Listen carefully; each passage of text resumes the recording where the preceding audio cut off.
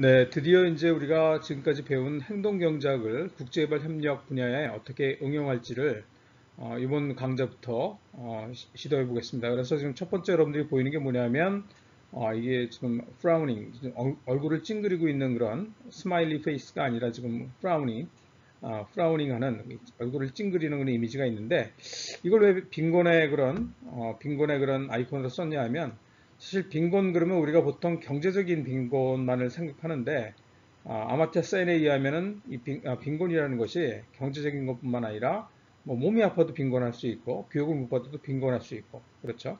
그래서 여러 개 그런 다면성을 가지고 있다고 합니다. 그래서 적절한 그런 아이콘이 이렇게 빈곤하기 때문에 슬퍼지잖아요. 그래서 이런 이미지를 갖다가 지금 가져왔습니다. 그래서 빈곤의 다면성이라는 그런 의미로 좀 가져왔으니까 여러분들이 이 이미지를 갖다가 기억하시고 연상하셨으면 좋겠습니다.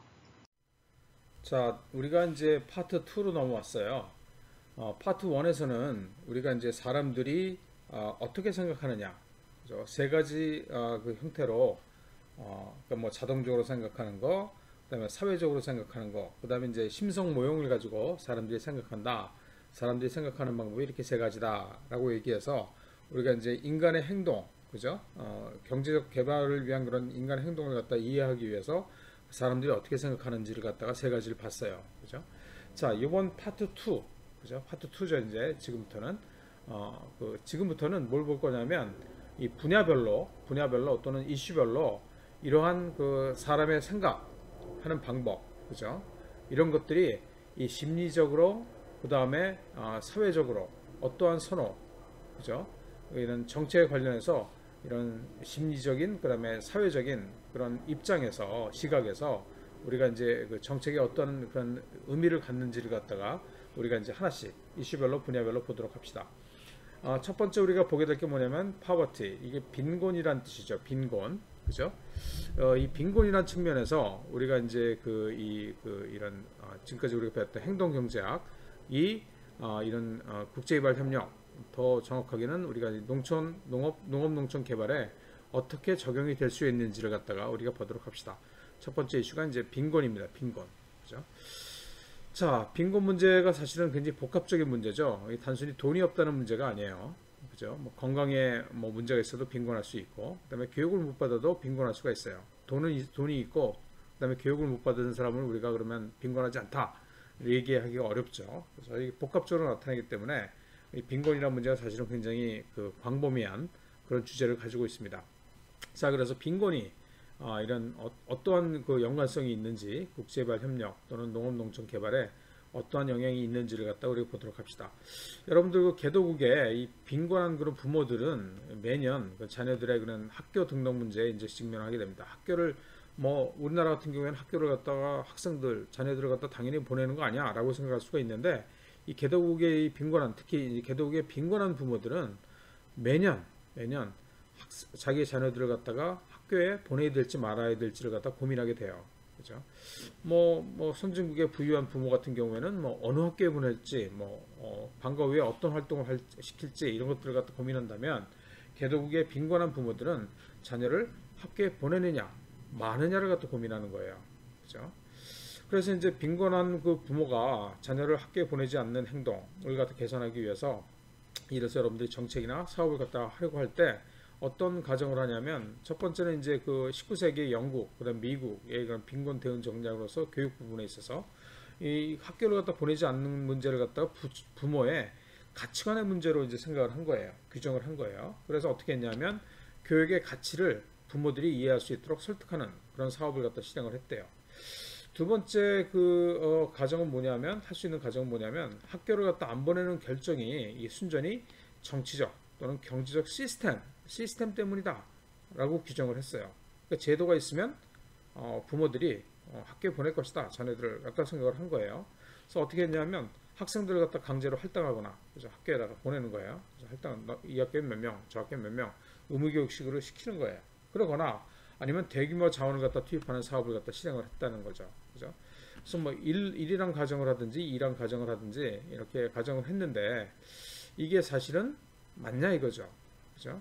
그래서 사실 이 두 가지 가정은 모두 빈곤 상황, 교육 관련한 그런 그 상황의 그런 교육 관련 의사결정을 완전하게 이해하지 못하고 있기 때문에 이런 과정들, 이런 사업들을 갖다 하게 되는 거예요. 그죠? 첫 번째 같은 경우에는 이 부모의 가치관에 너무 집중하는 그런 문제가 있어요. 따라서 뭐 비용이라든지 의무 교육 등의 이런 제약을 갖다 과소평가하는 그런 문제가 있고, 두 번째 그런 사업들, 과정들은 뭐냐면 의사결정 문제는 뭐냐면 의사결정을 하는데 필요한 그런 인지적 자원, 그죠? 신경을 써야 되잖아요. 의사결정을 하기 위해서는. 근데 이 인지적인 자원, 나중에 우리가 또 얘기하겠지만 이게 사람들이 의사결정하는데 이러한 인지적인 자원, 생각하는데 필요한 그런 능력, 그런 것들이 필요하다는 것을 갖다가 반영하지 못하는, 그래서 소요를 갖다 이런 자원이 소요된다는 걸 갖다 무시하고 있는 그런 결정이라고 볼 수가 있어요. 특히 이제 물질적인 자원 공급이 딸리거나 욕망 실현의 의지가 제한되는 경우에 이제 더욱 문제가 될 수가 있죠. 이런 과정은. 예를 들어서 여러분들 좀 너무 추상적으로 얘기해서 와닿지 않을 수가 있는데 예를 들어서 이런 겁니다. 인도 이 농촌 마을에 거주하는 그런 부모의 경우에 의사결정을 할 수 있는 시기는 이제 보통 이제 이 그 교육을 갖다 자녀들을 갖다 학교에 보내느냐 말아야 되냐를 갖다 의사결정하는 시기가 5월 달이래요. 5월 달. 이건 뭐냐면 언제냐면 수학 후에 5개월이 지난 시점이에요. 왜 인도가 왜 가을이 10월달 9월달 아냐? 라고 생각할 수가 있는데 이게 인도는 남반구에 있죠. 그죠? 이 북반구하고 그 계절이 달라요. 그래서 인도는 뭐냐면 5월달이 언제냐면 1월달에 이제 수학이 끝나고 나서 5개월이 지난 시점이 바로 5월이에요. 5월 인도는. 그죠? 그래서 수학한 다음에 1월달에 수학하고 5개월이 지난 시점이 바로 5월이기 때문에 이때 이제 자녀들을 갖다가 학교에 보내야 되는지를 갖다가 결정을 한다면 이때 굉장히 곤궁한 시기죠. 그죠? 그래서 중고등학교 그 진학이 가치가 있다고 생각하고 등록금을 저축할 수 있었다고 해도 당장 살아가기 위해서 필요한 급한 여러 가지 그런 다른 의사결정 사안들이 있을 수가 있어요. 그렇기 때문에 고민을 하게 되는 거예요. 이게 우선순위가 밀리는 거예요. 자꾸만. 살아남는 게 더 중요하니까. 예를 들어서 석유가 어제 다 떨어졌어요. 그죠? 불을 밝힐 수 있는 집안에 석유가 다 떨어졌다든가, 그죠? 그다음에 빚에는 지붕을 수리할 필요가 있게 되었다든지, 그다음에 몬순이 1개월절이거든요. 5월달이. 그러니까 가물기 때문에 식수를 찾기가 더 어려울 수도 있어요. 살아남기 위해서 물이 있어야 되는데 물 자체가 없을 수도 있어요. 그죠? 식수가 없을 수도 있어요. 그다음에 또 이웃은 또 의료비를 갖다 도와줄 것을 기대할 수도 있고, 그죠? 도와달라고 그러는 거예요. 이웃이 자꾸만 내가 부모님이 아프다든지 내가 아파서 돈을 좀 꿔달라고 그럴 수도 있고, 그죠? 그다음에 1년 전에 자기를 갖다가 도와줬기 때문에 다시 돈을 갖다가 꿔달라는 요구를 갖다가 다른 사람이 할 수도 있기 때문에 이런 것들을 갖다 무시하고 자녀들을 갖다 학교에 보내야 된다라는 생각에 집중할 수가 없는 거예요. 왜냐하면 자기의 그런 인지적인 자원이 분산되어서 다른 거에 신경을 계속 쓰고 있으니까 자녀를 갖다 학교에 보내야 되느냐 말아야 되느냐 이거를 갖다 결정할 그런 능력, 인지적인 자원이 부족할 수 있다는 거예요. 자, 그래서 이 그 빈곤이라는 것이 지금 이 인간의 의사결정에 어떠한 영향을 갖다 주는지, 이걸 어떻게 극복해야 되는지, 어떤 정책을 갖다 도입해야 되는지에 대해서 우리가 보도록 합시다. 그래서 이번 장에서는 빈곤 상황에서 의사결정 관련한 그런 생각들, 어떻게 생각하는지, 그죠? 빈곤 상황에서 의사결정. 두 번째는 뭐냐면 왜 빈곤한 사람들이 갚지 못할 만큼 돈을 빌리거나 건강과 교육에 투자하지 않거나 자신들을 돕기 위한 사업에 참여하지 않는 등 빈곤을 자초하는 행동을 하는가에 대한 다른 이유들. 그죠? 아까 우리 두 가지 가정 얘기했었는데 뭔가 다른 이유가 있다는 거죠. 그래서 안 먹힌다는 얘기는 뭐냐면 뭔가 다른 이유가 있다는 거예요. 이것들을 한번 생각해 보자는 겁니다. 그래서 최근 연구에 따르면 이런 빈곤을 자초하고 지속시키는 행동들은 일탈적 가치관이나 빈곤층의 특별한 문제, 특별한 문화들로 일어나는 것이 아니라는 거예요. 이게 그 빈곤한 사람들은 가치관이 일탈적이라든가 정상적이 아니라든가 이거는 빈곤층에만 특별한 문제다라고 생각하는데 그게 아니라는 거예요. 최근 연구에 따르면 오히려 빈곤층이나 비빈곤층 모두 의사결정에 있어서 인지적으로, 심리적으로, 사회적 제약에 묶여 있다는 거예요. 즉 무슨 얘기냐면 빈곤의 맥락, context of poverty, 맥락이 행동 및 의사결정에 영향을 준다는 거예요. 그죠? 이런 것들 때문에 빈곤에 영향을 주는 게 빈곤에 영향을 받는 게 아니라 맥락, 이 내용이 문제, 빈곤의 내용이 문제에 따라서 행동 및 의사결정에 영향을 갖다 받는다라는 얘기예요. 이게 빈곤이라는 게 아까도 얘기했지만 단순히 돈이 부족한 것이 아니에요. 그죠? 뭐 지속적으로 매일 빈곤 관련 의사결정을 하는 것은 사람들의 심리적인, 사회적인 자원, 그죠? 그런 능력에 부담을 주게 돼요. 텍싱한다고 그러는데, 그죠? 그래서 이러한 특히 이제 의사결정을 위해서 필요한 시간과 자금, 이거 밴드위드라고 이 사람들이 지금 썼는데 이것들을 제한하는 것, 즉 인지적 자원을 갖다 제한하는 그런 부담들이 있는데 이런 부담들이 빈곤을 갖다가 고착화, 빠져나오기 힘들게 만든다는 거야. 빈곤에서. 그렇죠? 즉 빈곤하면 잘 살아보려는 의지가 꺾이고 발전을 위해 노력할 여유를 가지지 못하게 되기 때문에 빈곤의 덫을 빠져나가기가 어려워진다는 얘기예요. 자, 그럼 구체적인 이유를 갖다 우리 하나씩 봅시다. 첫 번째, 빈곤은 미래의 문제보다 현재의 문제에 집중하게 만들어요. 예를 들어서 빚을 갚는다든가 아이들 안전을 지키는 등 빈곤 문제에 자신의 정신적 자원을 사용해야 하는 경우에 생계를 위해서 일하거나 교육 및 건강에 적기에 투자하는 등의 그런 더 많은 인지적 자원, 더 신경 쓰게 하는 그런 다른 중요한 일들에 대해서 덜 신경 쓰게 되거든요. 그죠?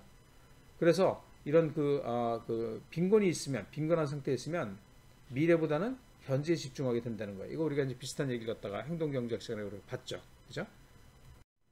빈곤의 덫을 빠져나가기 힘든 두 번째 이유는 뭐냐면, 빈곤은 사람들이 이 빈곤의 탈출 기회를 포착하는 틀, 프레임이라고 우리가 얘기를 했죠. 을 더 열악하게 만들어요. 진짜. 빈곤은 이 간절히 소망하는 능력, 그죠? 그 다음에 자아 실현 기회를 갖다 활용하는 능력을 갖다 무디게 한대요. 그죠? 이게 두 번째 이유. 그래서 이제 빈곤의 덫을 빠져나가기 힘들어지고, 또 빈곤은 빈곤한 환경 때문에 인지적 자원이 더 소모되게 만든대요. 그러니까 돈을 갖다가 많이 버는 고소득 상황에서는 뭐 이래서 먹는 물, 파이프드 워터, 수도라고 그러죠. 그죠? 자녀 돌봄, 소득이 은행에 직접 입금되는 것, 이거 우리가 굉장히 당연하게 생각하는 것들 아니에요. 이런 것들과 같은 그런 물리적인 사회적인 인프라가 있기 때문에 이런 기본적인 일들은 사실은 우리들은 신경을 끊어도 되잖아요. 자동으로 되는 거니까. 그죠? 인프라가 다 제공이 되는 거, 제도적으로 제공이 되니까 신경을 끊어도 되는데, 그렇기 때문에 이제 인지적인 자원이 우리가 이런 데는 쓸 필요가 없어요. 이런 건 신경 안 써도 된다는 얘기예요. 그런데 저소득 상황, 돈이 빈곤한 상황에서는 이 모든 것들에 대해서 매일 신경을 써야 되는 거예요.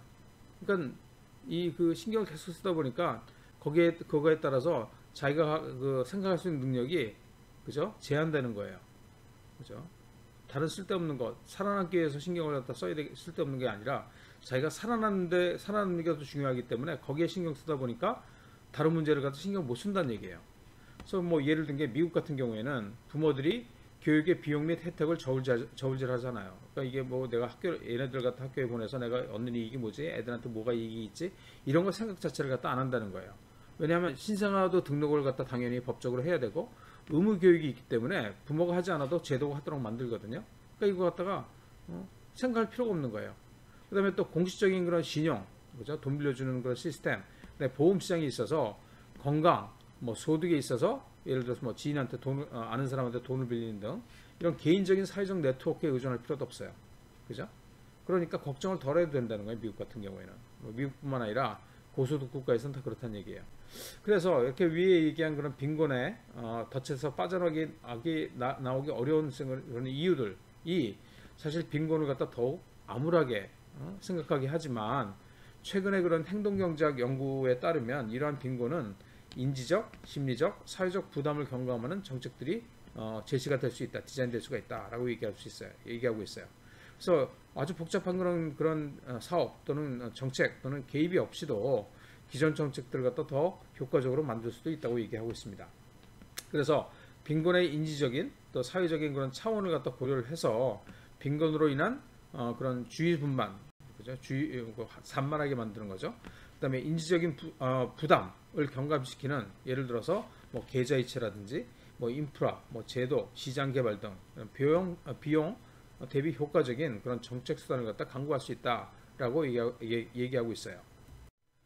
사람들이 빈곤에 덫에서 빠져나오기 힘든 이유 세 가지를 우리가 얘기했죠. 그죠? 그러면 이제 이것들을 갖다 우리가 왜 그렇게 얘기했는지, 왜 그런 얘기를 하는지 실험 결과, 그다음에 연구 결과를 통해서 우리가 봤던 이 세 가지 이유, 즉 뭐냐면 빈곤의 그 영향을 갖다가 한번 자세히 살펴보도록 합시다. 여기 뭐 스케어시티라는 그런 희소성이라는 얘기죠. 여기서 이제 뭐라고 그랬냐면 빈곤한 사람을 이해하기 위해서는 여러분이 다른 곳에 정신이 팔려 있다고 생각해 보라. 어젯밤 잠을 못 자서 명료하게 생각하지 못한다. 자제하기도 어렵다. 주의가 분산되고 쉽게 짜증이 난다. 이러한 상황이 매일 반복된다. 빈곤은 물질적 부담이 아니라 정신적 부담도 가져온다 라고 얘기를 하고 있어요. 스케어시티, 희소성이라는 그런 책에서. 그 다음에 두 번째는 또 이제 그 빈곤한 자의 목소리라는 또 책이 있는데 여기에서는 이제 인도 여성을 갖다 묘사하고 있죠. 그러면서 그녀는 자녀들의 미래 및 자녀들이 성장한 후에 고생할 것이 걱정된다. 당장 오늘 그녀의 걱정은 오늘 먹을 곡식을 꾸러 어느 집으로 가야 하는가 하는 것이다.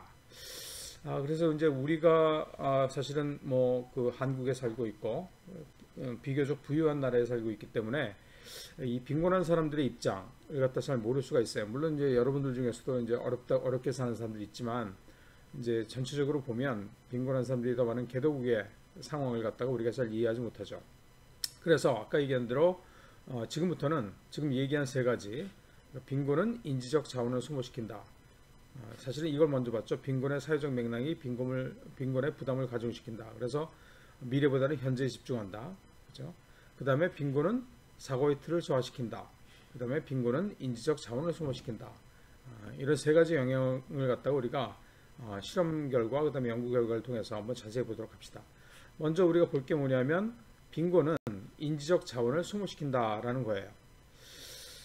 사실 뭐 빈곤하고 관련된 물질적인 그런 박탈은 사실 많이 논의되고 있죠. 예를 들어서 빈곤하기 때문에 식사를 갖다 건너뛰어야 한다든지, 뭐 기준 이하의 주택에 뭐 거주한다든지, 뭐 갚을 빚이 있다라든지, 그죠?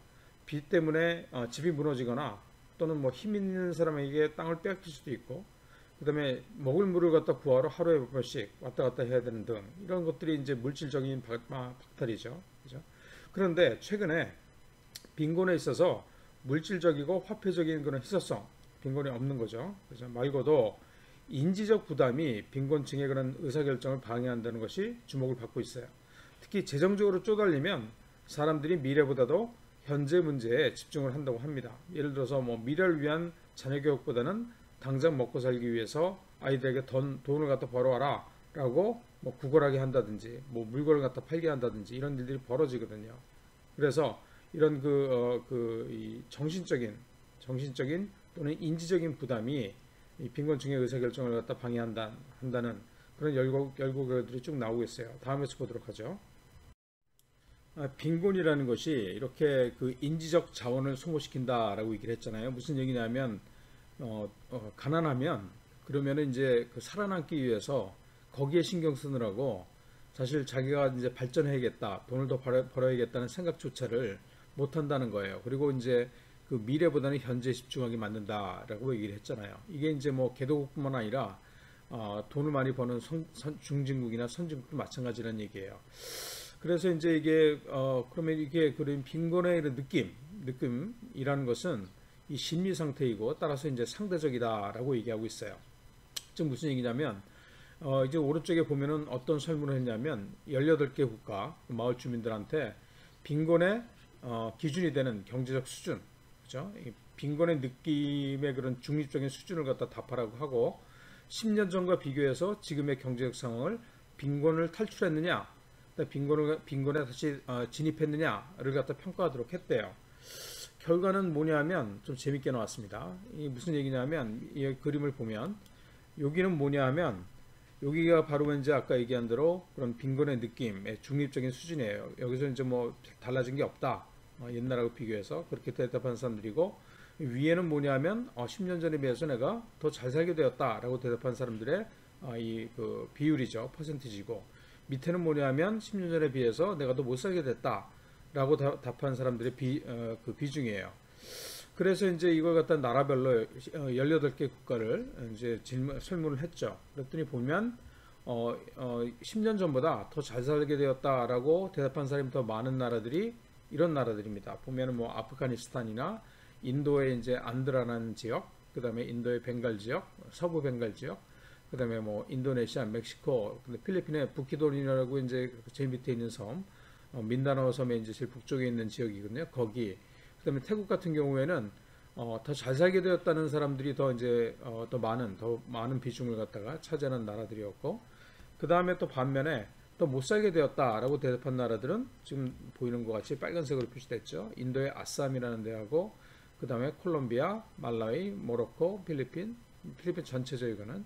그다음에 세네갈, 탄자니아 이렇게 이런 나라들이에요. 그다음에 뭐 그 잘 살게 되었다고 대답한 그 사람들이나 그다음에 이제 그 못 살게 되었다라고 대답한 사람들이 비슷한 나라들이 이런 나라들이에요. 그래서 뭐 방글라데시라든가 인도의 우타르, 그다음에 스리랑카, 우간다 이런 나라들이에요. 자, 그래서 보면 이게 지금 패턴이 보이지가 않죠. 그죠? 이 얘기는 뭐냐면 이 빈곤이라는 것은 이런 빈곤에 대한 판단 기준은 정체되어 있지 않고 안정적이지 않고 바뀐다는 거예요. 유동적이라는 얘기예요. 그렇죠? 그래서 이제 우리가 보통 빈곤선이라는 얘기를 하는데 이 빈곤하다고 느끼게 하는 자원의 그런 희소성, 이거는 빈곤선, 이게 이제 그 옛날에 1달러였는데 이게 좀 올랐죠. 그래서 1.25불에서 2달러 하루에 정도 이하로 이제 벌면 이게 아주 그 절대 빈곤이다 이런 기준을 갖다가 이제 가지고 있는데, 이게 이제 새로운 빈곤으로서 절대 빈곤의 그런 기준인데, 이것 이하로 사는 사람들에게만 이런 그 빈곤하다고 느끼게 하는 자원의 희소성이 느껴지는 건 아니다라는 얘기예요. 패턴이 없잖아요. 지금 보면 뭐 인도 같은 경우에도 보면 이게 지금 아쌈이라는 지역은 뭐예요? 더 못 살게 되었다고 대답한 사람이 많았고, 또 안드라라는 지역은 비교적 이게 편차가 적지만 그렇지만 더 이제 그 잘 살게 되었다고 답하는 사람들이 많았고, 이 웨스트 벵갈 벵갈 서부 지역도 마찬가지고 그렇다는 얘기예요. 인도 같은 또 이제 인도의 우타르라는 데는 뭐 비슷하게 나왔어요. 그죠? 그래서 나라마다도 다르고 이 기준도 다르고, 그 다음에 잘 살게 되었다, 못 살게 되었다라고 대답한 사람들도 다 다르다는 얘기예요. 그죠? 그래서 인도 같은 경우는 지금 아쌈이라는 데는 33개 지역 중에서 29위 GDP가 못 사는 동네죠. 그죠? 못 사는 지역이고, 반면에 또 이제 인도의 뭐 안드라라 같은 데는 중위권 살짝 밑에, 그죠? 17위 정도 되는 지역이었고, 그 다음에 이제 웨스트 벵갈은 아주 못 사는 지역인데 23위나 되는 지역인데, 거기 같은 경우에는 뭐예요?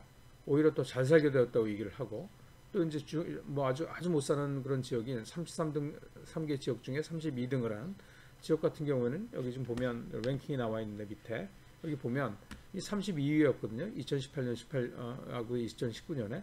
그럼에도 불구하고 뭐 잘 살게 되었다고 대답한 사람이나 못 살게 되었다고 대답한 사람이나 비슷하게 나왔어요. 그죠? 그래서 이런 걸 보면 패턴이 보이지가 않아요. 그러니까 절대적인 그런 기준을 가지고 사람들이 빈곤하다, 아니다, 빈곤하다, 아니다라고 얘기하는 게 아니라 그렇게 자신들은 그렇게 느끼는 그런 판단 기준이 이 절대적인 게 없다는 거예요. 상대적으로 사람들이 빈곤하다라는 느낌을 갖는다는 거예요. 그죠? 그래서 이거 보면 오른쪽에 이제 연구 결과에 따르면 개도국에 있는 중산층, 2달러에서 6달러 하루에 버는 사람들도 어느 시점에는 자원의 희소성, 빈곤의 느낌을 갖다가 경험하고 있고, 이거는 여기서 오른쪽에서 보는 것처럼 정해져 있지 않다, 유동적이다 그런 얘기예요. 그래서 빈곤이라는 것은 물질적이고 화폐적인 절대적 기준, 예를 들어서 빈곤선 같은 것으로 빈곤하다, 아니다라고 말하기 어렵다는 거예요. 그래서 지금 얘기한 대로 빈곤의 그런 판단 기준은 정치되어 있지 않고 유동적이다라고 얘기할 수 있어요. 상대적이라는 거죠. 빈곤의 느낌이라는 것이. 이렇게 빈곤이라는 것은 상대적인데, 근데 이제 빈곤을 갖다가 이제 그 느낌, 빈곤의 느낌을 갖다 받았을 때 사람들이 이제 그런 인지적인 소모를 갖다가 보여주는 그런 연구 결과가 오른쪽에 나와 있어요. 이건 뭐냐면 이게 이제 인도의 경우인데, 이게 지금 지금 수학을 하면 이제 그 돈을 갖다 많이 벌잖아요. 그죠? 그 다음에 이게 수학 전이고, 이게 수학 후고, 그 다음에 이거는 뭐냐면 전당포에다가 돈을 맡긴, 약간 그 돈을 갖다 받고 물건을 갖다 맡기거나 아니면 자기의 수확물들을 갖다가 맡긴 사람들, 그런 사람들의 그런 비율이에요. 그죠? 밑에 건 뭐냐면 그 대출을 갖다 받은 사람의 비율이고, 그래서 수학 전, 수학 후, 그 다음에 대출을 받은 사람, 그 다음에 전당포에다가 물건 맡긴 사람의 비율을 갖다 지금 나타낸 건데, 이게 지금 수학 전하고 수학 후하고 비교를 했어요. 그래서 수학 전 같은 경우에는 여기 보면 바로 전에 보니까 전당포에 그런 맡긴 비율이 78%나 됐대요. 100분의 파란색 78%라는 얘기죠. 그죠? 그 다음에 이제 빚진 비율도 보면 거의 99%가 빚을 갖다, 대출을 갖다 하고 있는 수학 전에는 그런 상황이었어요. 그러다가 이제 수학 후에 이제 물건이 생기니까 그 후에는 이렇게 이제 자원의 희소성이 없어진다는 거죠. 그래서 여기 보면은 4%, 그죠? 여기 같은 경우는 13%확 줄은다는 얘기예요. 수학 후에는. 그죠? 거기에 따라서 이렇게 수학 전하고 수학 후에 IQ를 갖다 테스트를 했대요. 그죠? 그랬더니 결과가 뭐냐면 수학 전보다 수학 후에 IQ가 한 10점 정도 오른다고 얘기를 하고 있어요. 그래서 어떤 테스트를 했냐면 두 가지 이제 테스트를 했죠. IQ 테스트. 그죠? 그래서 이제 이게 스트레스를 받으면 사고 능력이 10% 정도 떨어진다는 것 갖다가 이제 보여주기 위해서 했는데, 첫 번째 테스트는 뭐냐면 위에 있는 거죠. 이게 뭐냐면 이 색깔을 보고 이 색깔을 갖다가 나타내는 색깔을 얘기를 하는 거예요. 예를 들어서 이건 빨간색이니까 red, 그죠? 빨간색. 이거는 파란색이니까 파란색. 이거는 녹색, 자주색, 그 다음에 파란색, 그 다음에 빨간색, 자주색, 녹색. 이렇게 대답하면 되는 거예요. 그죠? 그래서 첫 번째 문장은 이거는 되게 읽기가 쉽죠. 왜냐하면 색깔하고 문자하고 글하고 일치하잖아요. 그러니까 red, blue, green, purple, blue, red, purple, green 이렇게 읽는 게 쉬워요. 근데 다음 거를 갖다 읽어보면 이게 지금 red라고 써 있지만 사실 이게 녹색이잖아요. 그러니까 green이라고 답을 해야 되는 거예요. 이거 빨간색이니까 blue가 아니라 red라고 답을 해야 되고, 요거는 파란색이니까 뭐예요? blue. 그 다음에 요거는 녹색이니까 green. 요거는 red. 요거는 purple. 요거는 그쵸, 이것도 레드, 이것도 이제 파란색이니까 자주색이니까 퍼플 이렇게 대답을 해야 되는 거예요. 여러분들 금방 눈치챘겠지만 위에 거는 우리가 금방 읽었잖아요. 쉽게 읽었잖아요. 근데 두 번째 거는 우리가 색깔을 하고 문자하고 일치하지 않으니까 머뭇거리잖아요. 그죠? 그래서 첫 번째를 갖다 읽는 것이 두 번째를 읽는 것보다 훨씬 쉽다는 거예요. 이런 것들을 갖다 우리가 실행 기능 테스트라고 그럽니다. IQ 테스트 중에서. 그래서 첫째 줄, 글자하고 색깔이 일치하는 것은 실행이 쉽죠. 그렇지만 두 번째 줄, 글자하고 색깔이 불일치하는 것은 정확하게 이제 답하기 위해서 이제 실행 기능이 필요한 거죠. 그래서 쉽지 않다는 거예요. 이걸 가지고 이제 테스트를 갖다 한 거예요. 그 다음에 또 테스트는 뭐냐면 유동성 지능이랍니다. Fluid Intelligence라는 건데, 이게 보면 여기 오른쪽 밑에 있는 테스트입니다. 그래서 요걸 갖다가 이제 유동성 그런 지능을 갖다가 이제 테스트하는, 실험하는 그런 IQ 테스트인데, 이게 여러분들 보면 이게 패턴이 보이나요? 그래서 요 그림들만 보고 여기에 들어갈 그림을 갖다 찾는 거예요. 그죠? 그래서 8개, 하나, 둘, 셋, 넷, 다섯, 여섯, 일곱, 8개가 있는데, 이 중에서 여러분들이 하나를 찾는 거예요. 요 그림만 보고. 그죠? 여러분들이 패턴을 갖다 어떤 패턴이 있는지를 갖다 보고, 여러분들도 한번 이걸 갖다가 여기에 뭐가 들어가야 되나, 어떤 그림이, 밑에 8개 중에 어떤 그림이 들어가야 되는지를 한번 테스트 해보세요. 자, 어떤 패턴이 여러분들 보이죠? 그래요. 여기 보면 얘하고 그 다음에 뭐가 나와야 되느냐, 이게 나왔다는 얘기예요. 그 다음에 얘하고 얘 다음에는 이게 나왔다는 얘기고, 얘하고 얘 다음에는 뭐가 나와야 되냐 이거죠. 그렇죠? 여기서 이거 다음에 이게 나왔고, 여기서 이거 다음에 이게 나와야 되는데 여기에 뭐가 나와야 되냐 이거예요. 여러분들 뭐 눈치챘겠지만 고민을 갖다 금방 해보면 어떤 패턴을 갖다가 우리가 발견할 수 있냐면, 이런 패턴을 갖다 발견할 수 있어요. 즉 뭐냐면 얘는 이거 더하기 이거란 얘기예요. 그죠? 그 다음에 얘는 이거 더하기 이거였어요. 그죠? 그 다음에 얘는 다시 이거 더하기 이거였어요. 그죠? 얘 더하기 얘는 얘고. 그러니까 이걸 갖다 보면, 그죠? 얘하고 더하면 이거였고, 그죠? 얘하고 더하면 이거였으니까 얘하고 더해도 이게 나와야 되는 거예요. 그러니까 뭐가 돼요? 네모. 가운데가 빈 네모가 들어가야 되죠. 그래서 이거하고 더하면 다시 이게 되잖아요. 그죠? 이게 이제 유동성 지능을 갖다가 평가하는 테스트입니다. 이걸 갖다가 이 두 개를 수학 전하고 수학 후에 비교해서 점수 차이를 갖다 같은 사람들을 테스트를 해가지고 이 점수 차를 갖다가 비교를 해보니까 어떻게 나왔냐면 10점 정도가 차이가 났대요. 수학 전하고 수학 후하고. 수학 후가 더 지능이 올라갔다는 얘기예요. 그죠? 그래서 이러한 차이는 이 수학 전후의 뭐 영양 차이라든가 뭐 신체적 피로라든가 생리적인 그런 스트레스, 뭐 IQ 테스트의 그런 친숙도로 설명이 되지가 않죠. 이 통계적으로 이런 차이들이 무의미했다고 합니다. 그래서 이렇게 수학 전에 마이너스 10점이나 떨어지는, 그죠? 이거는 표준 편차의 4분의 3 정도 되는데, 이게 어느 정도냐면 여러분들이 밤을 완전히 꼬박 세웠을 경우에 지능이 좀 떨어지거든요. 그 정도 떨어지는 정도 수준이라고 합니다. 10점이. 그죠? 그래서 이게 이제 이걸 보면 수학 전하고 수학 후하고 뭐예요? 인지적 자원, 능력이 많이 차이가 난다는 거예요. 수학 후에 뭐예요? 훨씬 더 올라간다. 또는 수학 전에는 훨씬 떨어진다는 얘기예요. 즉, 더 빈곤할 때 IQ가 떨어진다는 얘기예요. 그죠?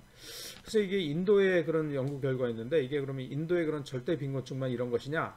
그렇지 않다고 하죠. 이 인도의 그런 빈곤 수준이 인도의 7배나 되는 아주 잘 사는 나라인 미국의 그런 빈곤층 경우에도 유사한 실험을 했대요.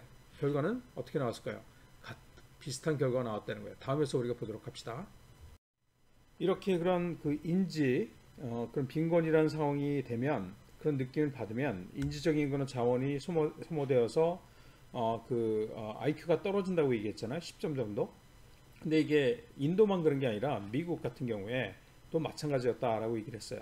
그래서 미국에서 어떤 조사를 했냐면, 빈곤층을 갖다 대상으로, 미국의 빈곤층이죠, 대상으로 실험을 했는데, 기대하지 않았던 지출, 예를 들어서 뭐 차를 갖다 수리해야 한다든가 이런 기대하지 않았던 그런 지출이 발생했을 경우에, 이제 물론 이제 금액이 다르지만 우리가 전에 봤던 인도의 경우하고 유사한 그런 IQ 테스트 결과가 나왔대요. 어떤 거냐면 그룹 1에는 2,000불이 갑자기 지출이 발생을 한 거예요. 그때 이제 IQ 테스트를 했고, 그 다음에 그룹 2는 뭐냐면 200불, 좀 훨씬 적죠.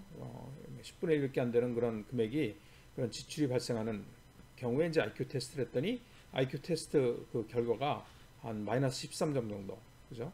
그러니까 IQ가 이 그룹보다 이 그룹이 더 높았다는 거예요. 그죠? 그러니까 즉 뭐냐면, 그런 스트레스를 많이 받았더니 10배 정도 되는 금액으로 스트레스를 받았더니 IQ가 13 정도 떨어졌다는 거예요. 아까랑 비슷하죠. 아까는 10점 정도 떨어졌죠. 다른 실험도 이제 미국에서 했습니다. 이건 뭐냐면, 어떤 부분에서는 이익이 되지만 다른 부분에서 손해가 되는 경우에 현재에만 집중하여 이제 실행 기능이 저하되는 걸 갖다 이제 확인을 했대요. 아까 뭐 레드, 그린 뭐 이렇게 읽는 거 있었잖아요. 그거를 실행 기능, 실행 IQ가 떨어지는 그런 것도 확인했다고 해요.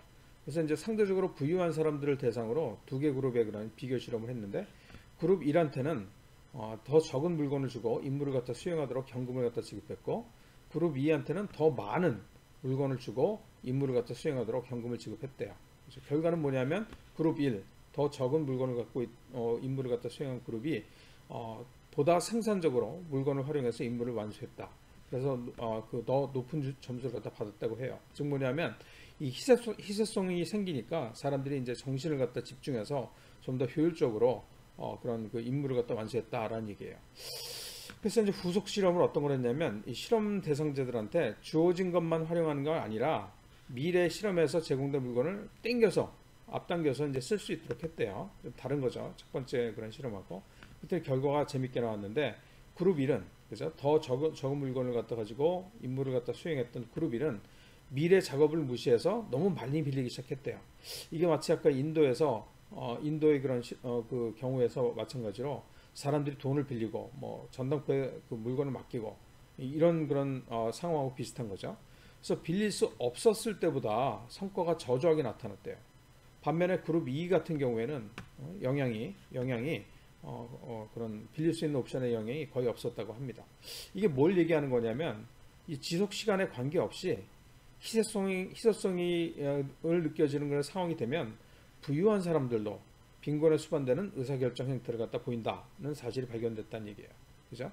그래서 이게 돈이 있고 없고를 떠나서 빈곤이라는 것은 상대적이고, 부유한 사람이나 빈곤한 사람이나 전부 다 희소성을 갖다 경험하게 되고, 거기에 따라서 영향을 갖다 받는다는 얘기예요. 그죠?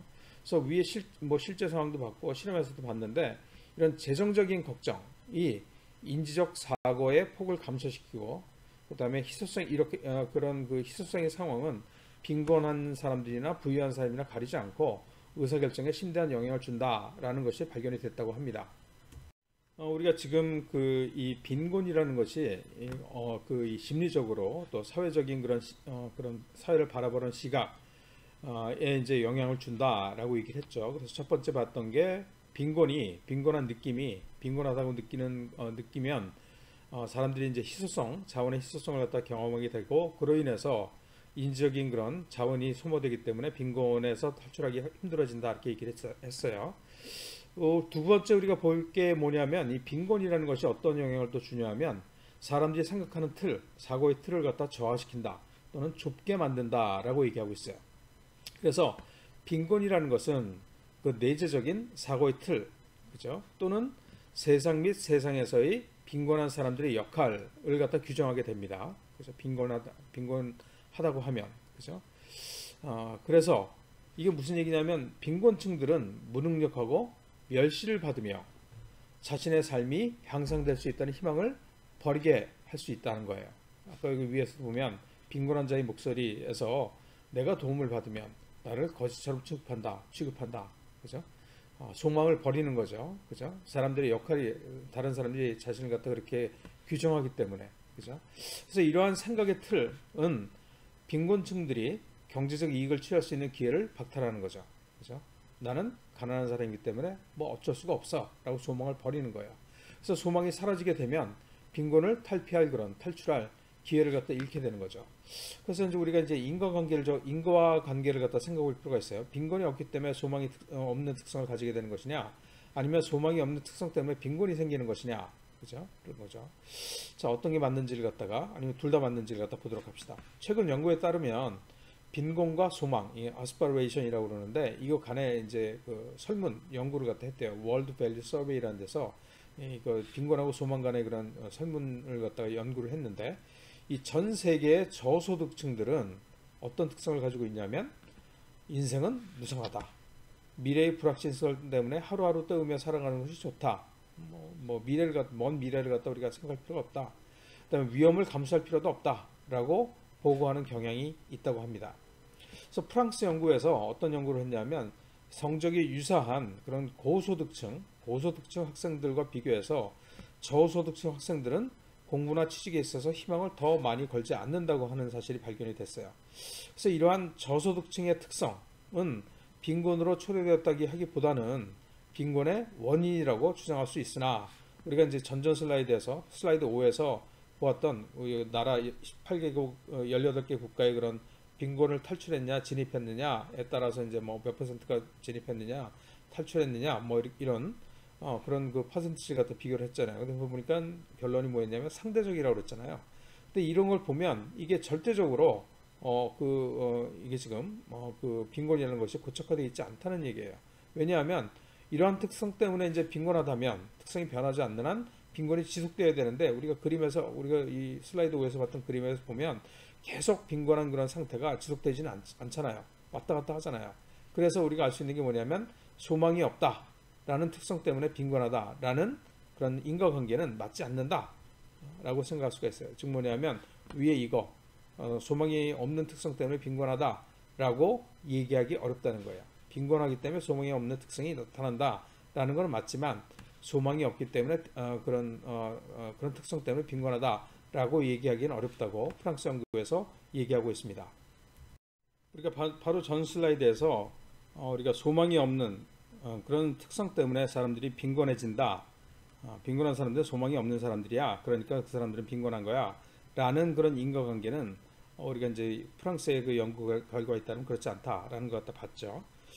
뭐 다른 연구 결과에서도 이제 저소득하고 그다음에 소망이 없는 태도 간의 그런 유사 관계가 관찰이 됐다고 합니다.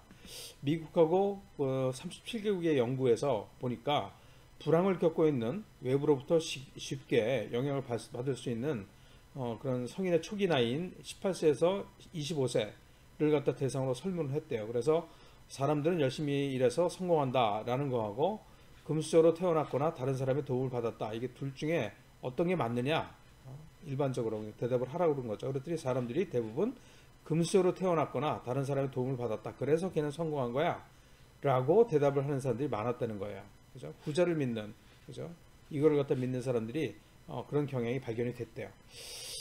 그래서 이제 이게 그 아르헨티나 연구에서도 이제 그 이런 저소득하고 빈곤하고 소망 없는 태도 간의 그런 관계를 갖다가 연구를 했는데 1980년대 토지 개혁을 했대요. 아르헨티나에서. 그래서 이제 수도인 그 부에노스아이레스, 그죠? 깨끗한 공기라는 거죠. 그죠? 굿 에어라는 얘기예요. 아이레스. 부에노는 이제 굿이라는 얘기고, 에어. 그죠? 아이레스는 이제 스페인어로 이제 공기라는 뜻인데, 공기가 좋은 공기라는 그런 이름이죠. 그래서 수도인 부에노스아이레스의 그런 외곽에 불법 그런 거주자들한테 토지 소유권을 갖다 제공을 했대요. 토지 개혁으로. 그래서 원래 이제 토지 소유권자들이 이제 항의를 했겠죠. 그죠? 그러면서 이제 영구 당시 2007년이었는데까지 해결이 안 된 상태였는데, 그럼에도 불구하고 일부의 불법 거주자는 토지 공식적으로 신청을 해가지고 공식적인 그런 토지 등기증을 갖다 받았지만, 바로 옆에 있는 사람의 바로 옆집에 살아도 그런 받지 않는 이런 신청도 하지 않은, 그래서 계속 그 불법 거주자인 사람들이 발생을 했대요. 이상하잖아요. 공짜로 준다는데도 누구는 받았고 누구는 안 받았다는 얘기예요. 그래서 이 등기를 갖다가 신청해서 받은 사람들은 서로 도와주는 대규모 그룹을 형성하지 않고 혼자서도 성공할 수 있다고 믿을 가능성이 31%더 높았대요. 조사를 보니까. 그다음에 또한 이 사람들은 다른 사람들을 믿을 수 있다라고 답할 가능성이 17%나 더 높았대요. 이 얘기는 뭐냐 하면, 아까 우리가 얘기한 대로 우리가 소망이 없는 특성 때문에 빈곤이 생성된다, 이어진다, 빈곤으로 이어진다 라고 얘기하는 건 우리가 맞지 않다고 봤잖아요. 그렇지만 지금 이 연구 결과를 갖다 보면 빈곤하기 때문에 소망이 없는 특성이 나타난 걸 갖다 우리가 확인할 수 있었다는 거예요. 즉 뭐냐면 이 반대는, 이쪽으로 가는 소망이 없는 특성 때문에 빈곤해지는 게 아니라 빈곤하기 때문에 소망이 없는 특성이 나타난다. 지금 오른쪽에도 지금 그림이 나와 있는데, 여러분들 이런 사람들 보면 이 사람들은 소망이 없기 때문에 소망을 가져야지 빈곤에서 탈출할 수 있는데, 이 사람들이 잘못한, 이 사람들 문제야 라고 생각할 수가 있는데, 빈곤하기 때문에 소망이 없는 특성이 나타났다는 거예요. 그죠? 즉 뭐냐면 빈곤이라는 것이 사고의 틀, 자신을 갖다 바라보는, 그죠? 생각하는 틀이 어떻게 됐다? 좁아졌다 라는 얘기를 갖다가 하고 있습니다. 빈곤이 그 사고의 틀을 저하시킨다라고 하면 어떻게 하면 그러면 이 빈곤에서 벗어나게 할 것인가? 그걸 위해서 이제 그 자긍심을 갖다 고취시켜야 된다라고 얘기를 하고 있어요. 그래서 최근에 그 미국에서 실험을 했는데, 어떤 실험을 했냐면 빈곤층이 자신들을 바라보는 틀을 바꾸어 자녀들의 그런 학력이 증진된 그런 사례를 갖다 얘기하고 있습니다. 그래서 7학년이면 중학교 1학년 정도 되는 거죠. 12세에서 13세들의 그런 자긍심, 여기 지금 원문에는 self-affirmation이라고 되어 있는데, 이게 자아 확신한 뜻이죠. 자긍심이라고 얘기할 수 있는데, 이 자긍심을 고취하는 수단으로 1년 동안 각 그 15분에 걸쳐서 15분 정도 걸리는 그런 3개 내지 5개의 그런 수필을 작성하도록 했대요. 그래서 주제는 뭐냐면 자신들에게 중요한 가치, 예를 들어서 가족과 관계, 그다음에 예술에 있어서 자신의 능력 등에 대해서 이제 수필을 갖다 작성하도록 했대요. 예를 들어서 자긍심을 갖다 고취시키기 위해서 나는 뭐 용기가 있다. 나는 뭐 확신을 가지고 있다. 그죠? 나는 나 자신을 믿는다. 그죠? 그다음에 나는 똑똑하다, 스마트하다. 그죠? 그다음에 나 자신을 갖다가 존중한다. 그죠? 나는 뭐 차분하고, 그다음에 평화롭다. 이런 그런 자긍심. 그죠? 자긍심을 갖다 이거에 관련된 그런 수필을 갖다 작성하도록 한 거예요. 그래서 나는 하지 않을 것이다. 나는 할 수 없다. 나는 하기 원한다. 어떻게 하지? 해볼 거야. 난 할 수 있어. 할 거야. 해냈어. 라는 그런 이런 단계, 그런 자긍심이 이제 고취되는 단계를 갖다 좀 보여주고 있죠. 그래서 수필을 갖다가 이제 이것에 관해서 작성하게 했대요. 결과가 어떻게 나왔냐면, 소수민족 학생들, 그러니까 소수민족이라는 마이너리티인데, 뭐 흑인이나 뭐 멕시칸이나 아시안들은 뭐 좀 덜하겠지만, 자긍심이 있겠지만, 멕시칸이라든가 히스패닉이라고 그러죠. 더 넓게는. 그다음에 뭐 흑인 같은 경우에 학생들의 그런 학력차가 좁혀졌다고 얘기를 해요. 이런 수필을 갖다 작성하게 했더니. 그래서 마지막 숙제가 끝난 1년이 지난 그런 8학년 말에 특히 성적이 좋지 않았던 흑인 학생들의 성적이 향상이 됐고, 또 유급, 그러니까 이전 학년으로 계속 남아있는 유급이 감소했다고 합니다. 즉 빈곤에 대한 수치심이 경감되어서 학력이 상승한 그런 결과를 갖다가 가져왔다고 얘기합니다. 뭐 다른 예는 뭐냐면, 미국의 그런 저소득층 학교 급식 프로그램, 그러니까 공짜로 주는 거죠, 밥을 갖다. 우리나라는 뭐 고소득층이나 저소득층이나 똑같이 다 이 급식을 갖다 제공하지만, 미국 같은 경우에는 이제 저소득층 학생 같은 경우에는 이제 쿠폰을 줘가지고 공짜로 먹게 하거든요. 그런 프로그램을 그런 급식 제공하는 프로그램에서 어떤 실험을 했냐면 참가 학생들한테 자신이 성공했고 자랑스럽게 느끼게 한 경험을 3분에서 5분 동안 말해보라고 했대요. 그런 프로그램을 했대요. 그죠? 저소득층 학생들한테.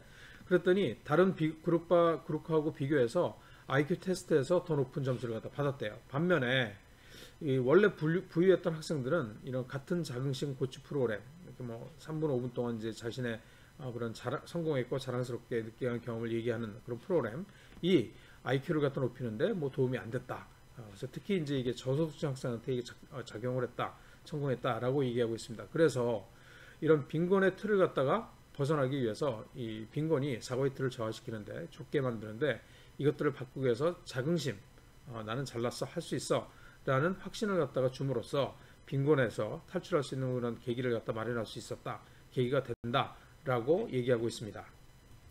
빈곤이라는 것이 인지적인 자원을 갖다 소모시키고 그 다음에 또 사고의 틀을 갖다 이제 좁게 만든다라는 걸 갖다 봤는데, 또 빈곤은 세 번째 그 영향으로서 빈곤의 그 사회적 맥락, 그러니까 이 맥락이라는 게 뭐냐면 컨텍스트인데, 이게 사회적 상황이나 사회적 관계를 갖다가 우리가 맥락이라고 얘기하고 있어요.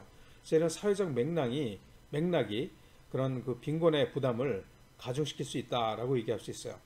이게 무슨 얘기냐면, 저소득층 상황에서는 보통 이제 공식적인 그런 제도적으로 이제 그런 그 빈곤에 대응할 수 있는 것들이 이제 없을 수가 있죠. 그죠? 그렇지만 이제 이거 갖다 대체해서 비공식적인 그런 제도나 사회적 규범이 이런 그 공식적인 제도를 갖다가 대체할 수가 있어요. 예를 들면 이제 공식적인 보험이 없어도 뭐 그 저소득층 상황에서 뭐 친구나 이웃, 가족, 마을의 경조사 그룹, 그다음에 갯돈 이런 것들, 갯돈 그룹 등을 갖다 활용해서 대응을 할 수가 있다는 거예요. 빈곤에. 그죠? 공식적인 그런 제도가 없어도. 문제는 뭐냐면 다만 비공식적으로라도 돕기 위해서는 누군가가 자원을 갖다 포기해야 되는 거죠. 도우려면 자원이 필요하니까. 따라서 사회적 자본, 이게 신뢰라고 얘기하는데 소셜 캐피탈입니다. 사회적 자본, 신뢰, 트러스트죠. 이 사회적 자본이 형성되어야 한다고 얘기하고 있어요.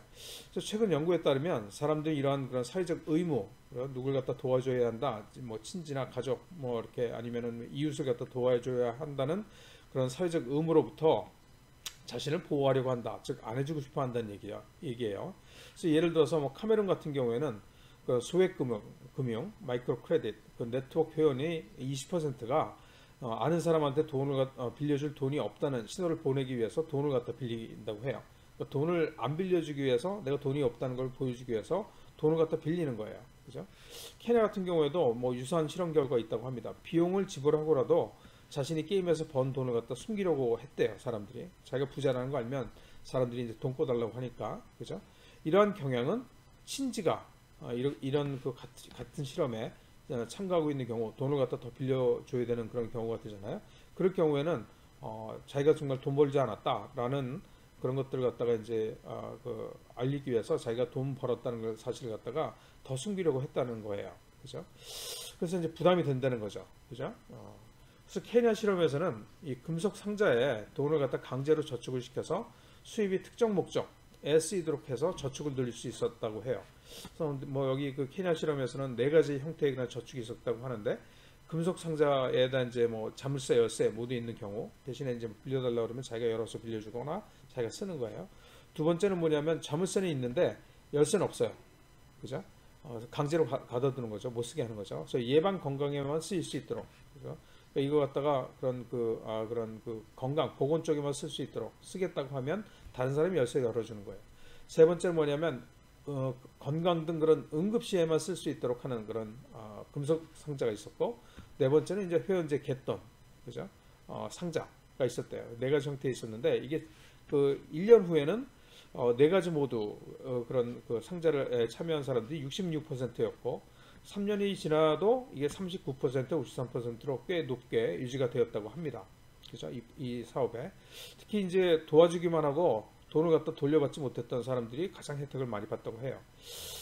자, 그래서 이렇게 이제 그런 이 비공식적인 제도로 이런 그 빈곤의 부담을 갖다가 이제 감소시킬 수 있는 방법들이 있는데, 이제 문제는 뭐냐면 이렇게 비공식적인 제도나 사회 규범 같은 경우에는 이런 사회적 의무로부터 자유롭게 하는 것이 이제 비용이 수반될 수 있다고 얘기를 하고 있어요. 뭐 관계가 안 좋아진다든가 빌려달랬는데 뭐 이런 이유 저런 이유를 대면서 안 빌려준다든가 도와주지 않으면 그런 것들이 이제 욕을 갖다 먹게 되죠. 그런 비용들이 이제 수발이 된다고 얘기해요.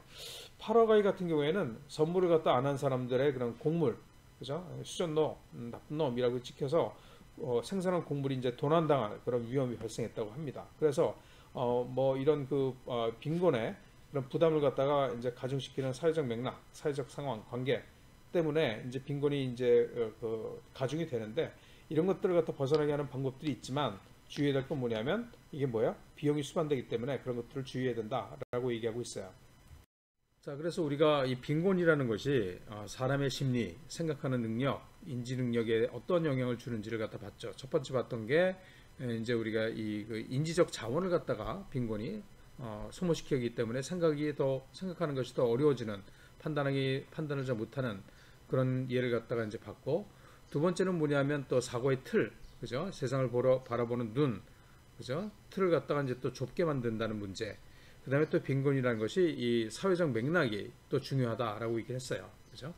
그러면서 이제 우리가 봤던 게 이런 사회적 관계 때문에 돈을 갖다가 빈곤이 더 가중될 수도 있다 이런 걸 갖다 봤죠.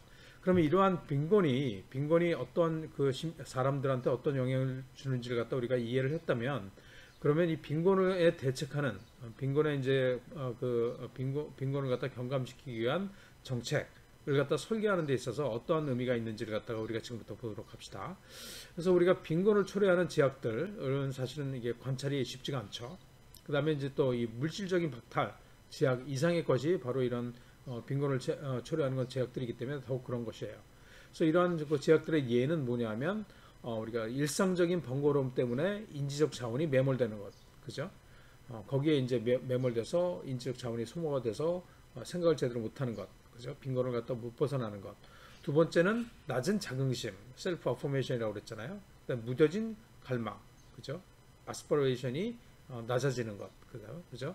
그다음에 사회적 자본, 그죠? 신뢰 형성을 위해서 개인적인 기회를 갖다가 이제 포기해야 하는 것. 우리가 이제 부담을 가중시킨다고 그랬잖아요. 그래서 세 가지를 갖다 이런 영향들을 우리가 이제 하나씩 봤다는 거예요. 그죠? 그래서 이러한 제약들 때문에 사람들은 이제 인지 자원이 제한되고 의사결정에 이제 비용이 수반된다라고 얘기하고 있어요. 근데 여기에 더해서 빈곤은 비용을 갖다 더 상승시킨다라고 얘기하고 있어요. 그래서 이제 그 인지적 부담, 이 cognitive load라고 얘기를 하는데 여기 좀 오른쪽에 나와 있죠. 그래서 이제 그런 인지적인 그런 부담을 갖다가 원인과 결과를 갖다 보여주고 있어요. 그래서 예를 들어서 뭐 기분이 안 좋다든가, 그 다음에 뭐 일관성이 없다든가, 그죠? 그 다음에 이제 이게 표현된 게 좀 혼란스럽다든가, 보여지는 게 좀 혼란스럽다든가, 뭐 준비가 안 됐다든가, 프라임이라는 것이 준비시키는 것, 그죠? 그 다음에 또 그런 사전에 지식을 주는 것 같다 프라임이라고 얘기를 합니다. 이런 것들이 이제 제대로 안 된 경우에, 준비가 안 된 경우에 이런 것들이 이제 원인이 되어서 어떤 결과를 가져오냐면 그 일이 어렵다고 느끼거나, 그죠? 그 다음에 또 이게 익숙하지 않은데라고 느끼거나, 이게 사실이 아니라고 느끼거나, 그죠? 아주 부정적으로 느끼게 되는 그런 결과를 갖다가 가져오게 된답니다. 이런 이유들 때문에 이런 결과들이 나타난다는 거예요. 이런 부담 때문에. 그래서 이 개발 사업들도 마찬가지입니다. 이 빈곤한 사람들한테 이런 인지적인 부담, 코그니티브 로드를 지게 할 수 없기 때문에 부담을 갖다가 최소화시키는 것이 중요하다라고 얘기하고 있어요. 그러면 이 빈곤한 상황에서 사람들이 최선의 그런 결정을 하기 위해서는 어떠한 어떻게 우리 정책을 갖다 설계할 것인가를 갖다 보도록 할 텐데 세 가지로 크게 나눠서 볼 거예요. 첫 번째는 서비스 및 혜택을 받을 수 있는 과정을 단순화한다는 것. 두 번째는 수혜자의 의사결정 시 의사결정에 필요한 시간, 자금의 폭, 여기 밴드위스라고 되어 있는데 이 폭을 갖다 고려할 것. 얼마나 가용한 자원이 있는지 의사결정할 때 필요한 그런 자원이 무엇이 있는지를 갖다 고려할 것. 그 다음에 세 번째는 뭐냐면 기존의 그런 빈곤 대책 전략, 현금을 지원한다든지 인프라를 갖다 제공한다든지 이런 전략을 갖다 유지하여 인지적 또는 심리적인 부분에 긍정적인 영향을 갖다 줘야 된다라고 얘기하고 있어요. 이 세 가지를 갖다 우리 하나씩 다음에서 살펴보도록 합시다. 이런 인지적인 부담을 갖다 경감시키는 방법으로서 첫 번째가 뭐냐면 서비스 및 혜택을 받을 수 있는 과정, 예를 들어서 지원서를 갖다 작성해야 한다든지 이런 과정들을 갖다 단순화시켜라 라고 얘기하고 있어요. 뭐 몇 가지 예를 갖다 좀 보여주고 있는데, 모로코에 탕헤르라는 데가 있습니다. 이게 이제 그 영어로는 이게 텐지어라고 이제 발음이 되는데, 여기서 이제 어떤 사업을 했냐면 크레딧, 그러니까 그 신용카드 같은 그런 그 크레딧으로 식수를 갖다 공급하는 사업을 갖다가 했어요. 그래서 이제 여기에 지원하려고 하면 가구들은 첫 번째 정보 허가가 있어야 되고, 두 번째 신원 확인 서류의 복사본, 신분증 등 있어야 되고, 세 번째 계약금을 갖다 지불해야 했어요. 그래서 사업을 시행한 후에 6개월이 지났는데 10%만 지원을 했다는 거예요. 그래서 이제 이거 더 많은 사람들이 지원하게 해야겠다라고 해서 참여 동료를 위해서 이제 실험적으로 어떻게 했냐면, 첫 번째 가구에게 이제 사업 정보를 갖다 제공하고, 두 번째 지원 서류를 갖다 작성하는 것에 도움을 갖다 줬어요. 그 다음에 세 번째는 뭐냐면 계약금 수금을 위해서 방문을 또 이제 한 거예요. 니네들이 와서 내라는 게 아니라 이 돈을 갖다 계약금을 받기 위해서 직접 그런 지원한 가구들을 갖다 방문을 했다는 거예요. 그렇죠? 그래서 참여율이 69%로 상승했다고 해요. 그렇죠? 그래서 도움을 갖다 주는 거죠. 지원할 수 있도록. 두 번째는 뭐냐면 미국의 캘리포니아인데, 이 빈곤층의 건강보험 지원서 역시 작성하는 데 있어서 도움을 갖다 주는 사업을 갖다 했대요.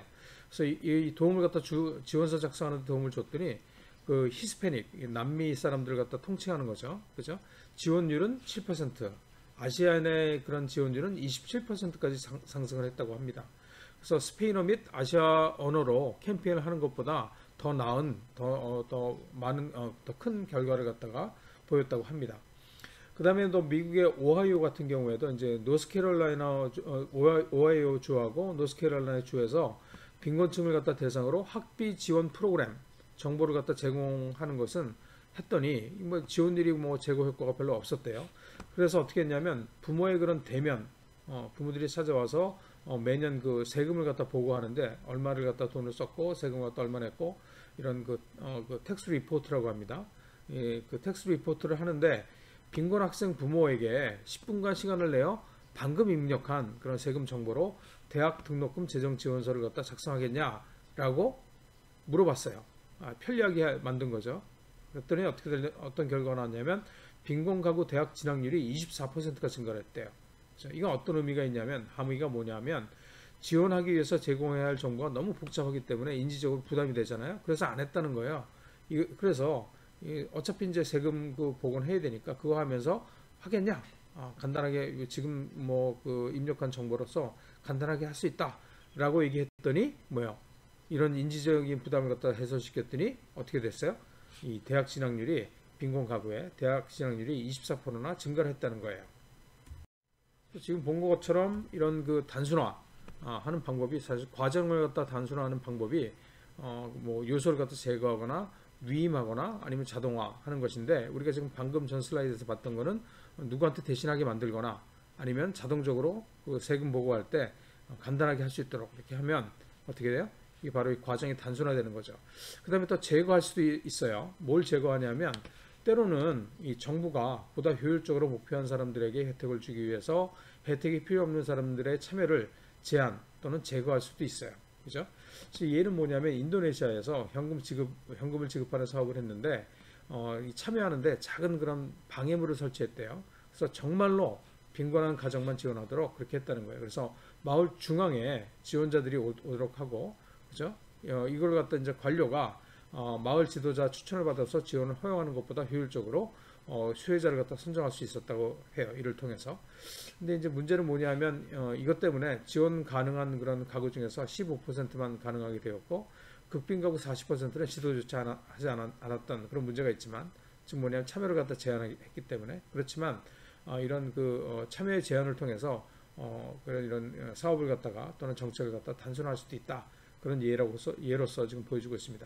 그래서 이러한 그런 지원 과정의 그런 단순화는 지원 과정을 다르게 하는 그런 간단한 실험으로도 그 유용성을 갖다가 판단할 수 있었다라고 얘기할 수 있어요.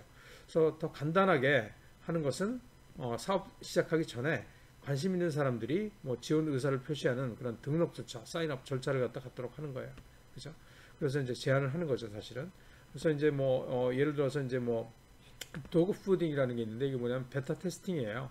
그래서 기업 내에서 그런 기술이나 제품을 생산하는 회사 내에서 평가나 판매를 목적으로 시험적으로 사용하게 하는 것인데 우리가 이제 10장에서 우리가 좀 더 자세하게 보도록 할 거예요. 그래서 이거 보면 이제 이게 도그 푸딩이라는 것이 그런 회사 내에서 자사의 그런 제품들을 갖다가 스스로 테스트하는 베타 테스팅하는 것을 갖다 얘기하는데 이런 것들을 통해서 우리가 이제 그런 사인업 절차를 통해서 베타 테스트 할 때 우리가 이제 뭐 하겠느냐, 그 이메일 주소가 뭐냐 하고 해서 공짜로 사용할 수 있도록 해주잖아요. 베타 버전은. 그죠? 그런 등록 절차를 통해서 지원을 갖다 단순한 지원 과정을 갖다가 에 있어서 그런 그 수혜자를 갖다 선별하는 참여를 갖다 제한함으로써 그런 등록 그 프로세스 과정 자체를 갖다 단순하게 할 수도 있다. 라고 얘기하고 있습니다. 그래서 이 인지적인 그런 부담을 갖다 줄이기 위해서 첫 번째는 뭐냐면 단순화해라. 그런 그런 혜택을 받을 수 있는 그런 프로세스, 과정을 갖다 단순하게 해라. 라고 얘기했고, 두 번째는 뭐냐면 수혜자들이 의사결정을 할 때 의사결정에 필요한 시간, 자금의 폭을 갖다 고려해라. 라고 얘기하고 있어요. 그래서 밴드위드라고 그랬는데 이게 뭐냐면 이게 뭐 이제 전기공학 이런 데서는 이제 진폭이죠. 진폭. 그죠?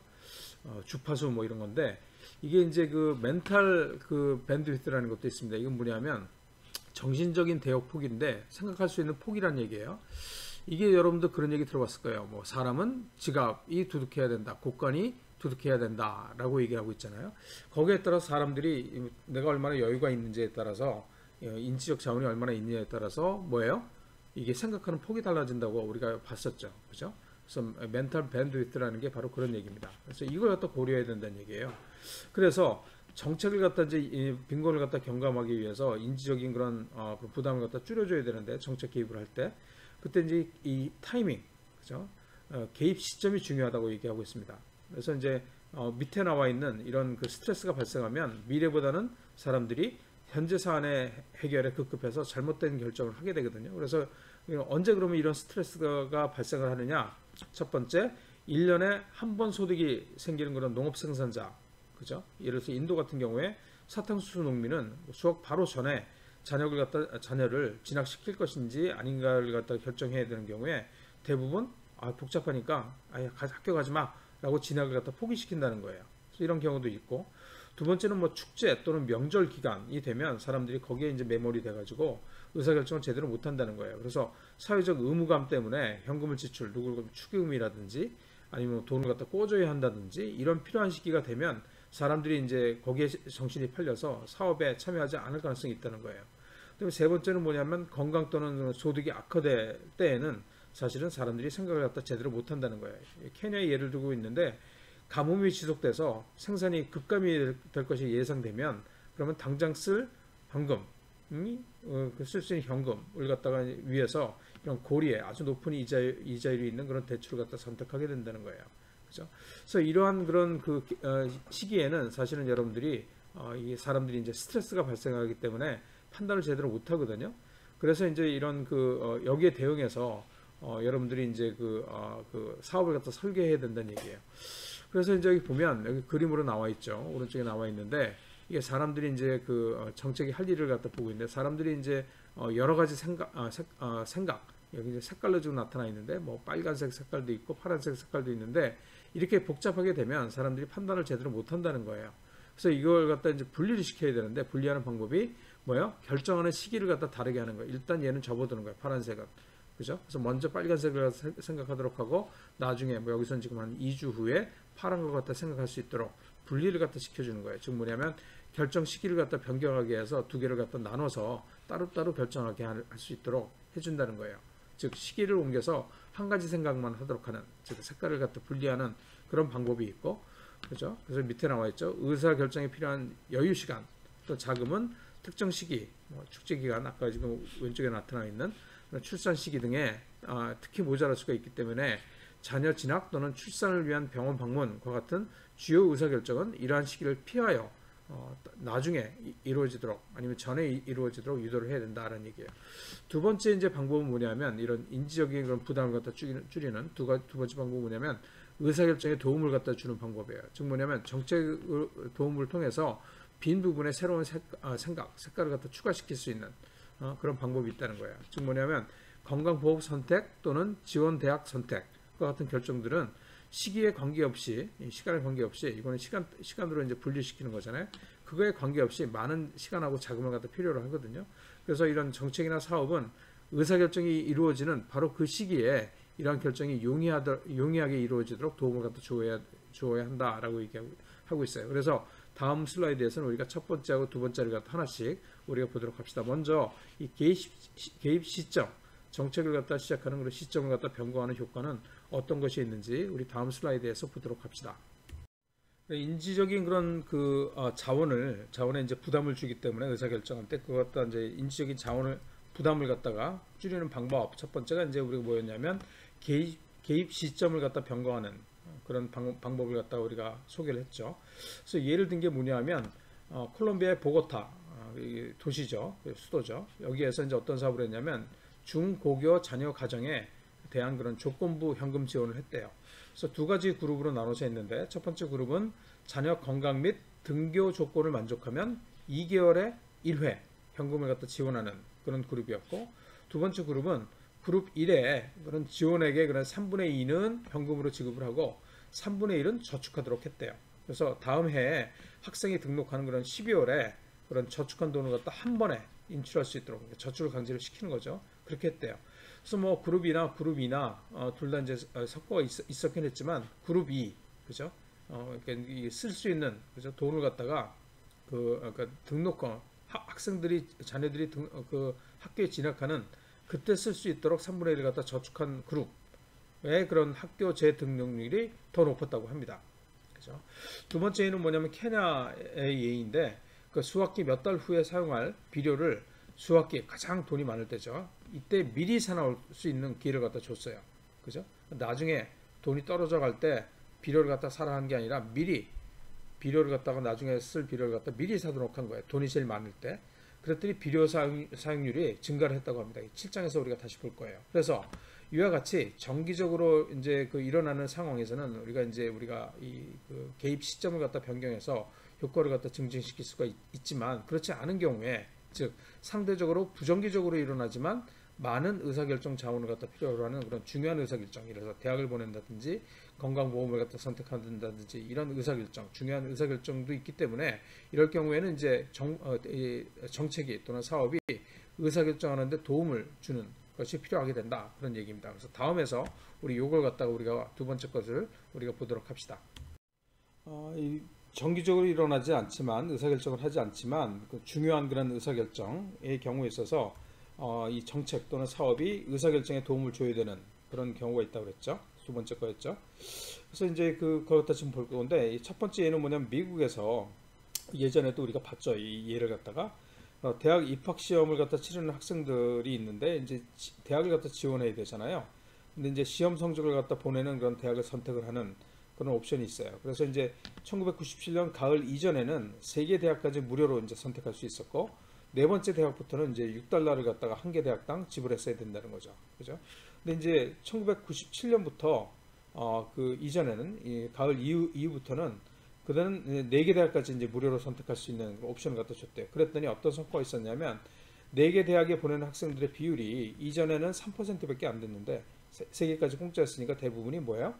3개 대학만 보낸 거예요.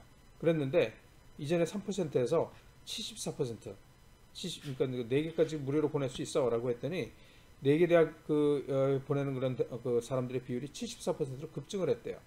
특히 저소득층 학생들이 더 많이 지원하게 되고 더 많은 저소득층 학생들이 선택한 대학에 진학을 하게 됐대요.